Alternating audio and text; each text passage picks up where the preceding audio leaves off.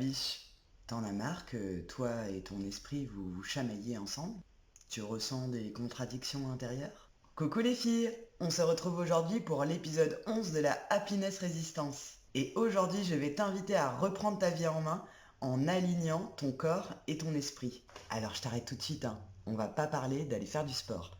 Même si on sait que c'est bon pour notre organisme et notre mental, ici dans mes petits formats, j'ai envie de te prouver qu'on peut pimper sa vie sans être là pour souffrir. À la fin de cet épisode, tu recevras 3 conseils pour aligner ton corps et ton esprit. En attendant, installe-toi confortablement, on fait un petit tour d'horizon ensemble. Cette contradiction corps-esprit, je l'ai particulièrement éprouvée lors d'un burn-out que j'ai vécu. On attend bien trop souvent d'aller mal pour comprendre ce qui est important. Lors de mon ancienne expérience professionnelle en qualité d'éducatrice, j'ai également pu constater que les enfants de moins de 3 ans qui avaient vécu un traumatisme avaient beaucoup plus de mal à se sortir de ce traumatisme. On avait beau leur prêter notre pensée et l'histoire qu'ils avaient vécue, leur corps se souvenait, mais pas leur esprit. Alors ma poule, entre le burn-out et l'exemple que je viens de te donner, j'espère que tu comprends que quand on n'aligne pas le corps et l'esprit, ça craint du boudin. L'esprit, selon les coutumes et les religions, n'a pas du tout la même définition. Il est attribué au spirituel, au mental ou au physique. Notre corps, lui, n'a que pour seul but de nous faire survivre.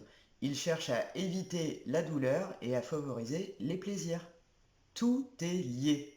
Ne pas relier les deux, c'est s'exposer à une fragilité psychique et physique. Ainsi, tu peux ressentir de la fatigue, de la nervosité, un manque d'énergie ou d'envie. Bref, cela met en tension vos systèmes internes. Comprenez que nos émotions s'inscrivent dans notre corps. Elles font notre mémoire émotionnelle, et cela depuis l'enfance.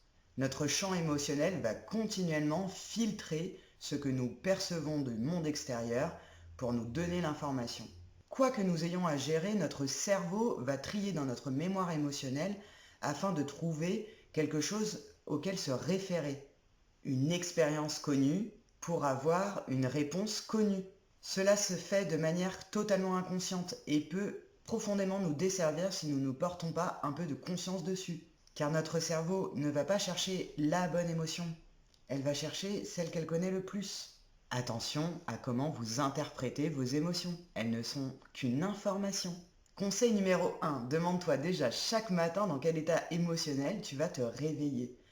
Que ressent ton corps? Symptôme ou bonheur, remercie ton ressenti. Et si cette proposition te paraît incongrue, n'oublie pas qu'en 21 jours, les neurosciences nous apprennent qu'on peut stabiliser n'importe quelle nouvelle habitude. Une fois que tu auras travaillé cette relation déjà émotionnelle à toi-même, de toi à toi-même, tu pourras également élargir le champ des possibles en te demandant ce que tu ressens lorsque tu es en relation avec quelqu'un d'autre. Est-ce que ça te tiraille un peu le ventre? Est-ce que tu as besoin de ravaler ta salive? Qu'est-ce que tout cela a à te dire? Mon conseil numéro 2.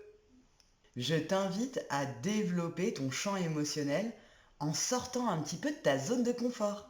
Je ne sais pas si tu le sais, mais il y a la zone de confort, la zone d'apprentissage, la zone de peur et derrière, la zone de magie. Va chercher bonheur, ma chérie. Vis des choses qui te remuent, n'aie pas peur d'éprouver, de ressentir des choses positives ou négatives. L'homme n'est pas fait pour arrêter d'expérimenter, bien au contraire. Alors demande-toi ce que la vie t'a donné comme potentiel en compétences et en appétence et pars à la recherche de toi-même. Enfin, conseil numéro 3, aligne tes pensées, tes paroles et tes actes. Gandhi. Et oui, je vous prends la tête avec ce sacré bonhomme, mais ce n'est pas pour rien. Pour Gandhi, aligner les pensées, les paroles et les actes amène à l'harmonie. L'esprit pense et le corps agit. Ainsi, si ton corps peut tomber malade, c'est bien également qu'il peut te guérir. L'effet placebo, la méthode Coué. N'hésite pas à rétablir dans ta vie tout ton champ émotionnel. La sensibilité ou la vulnérabilité n'est pas une faiblesse. La colère, la rancœur n'est pas à prendre comme une émotion culpabilisante.